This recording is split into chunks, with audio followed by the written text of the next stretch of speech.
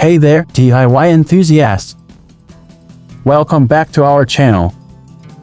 Today, we're diving into a practical and stylish project installing carpet tile flooring.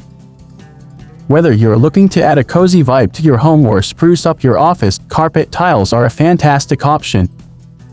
Stick around as we walk you through the process step by step.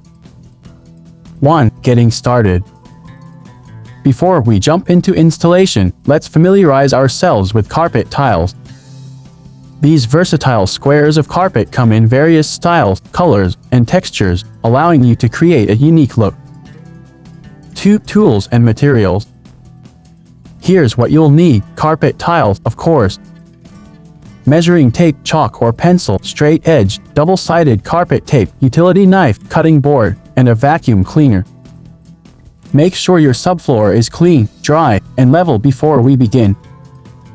3. Planning the layout. Start by measuring the dimensions of your room. Finding the center will help you establish a balanced layout. Use a straight edge and chalk to create guidelines on the floor, ensuring they are perpendicular.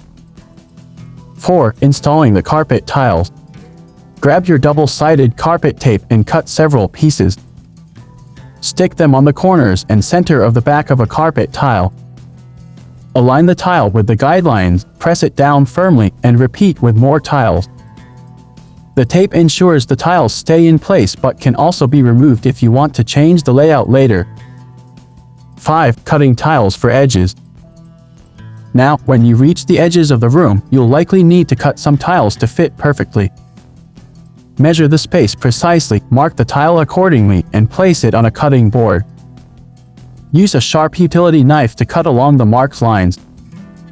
And there you have a neat fit. 6. Final adjustments. Once all tiles are in place, give them a good press to ensure they are adhering well to the floor. 7. Finishing touches. And there you have it, your very own carpet tile floor.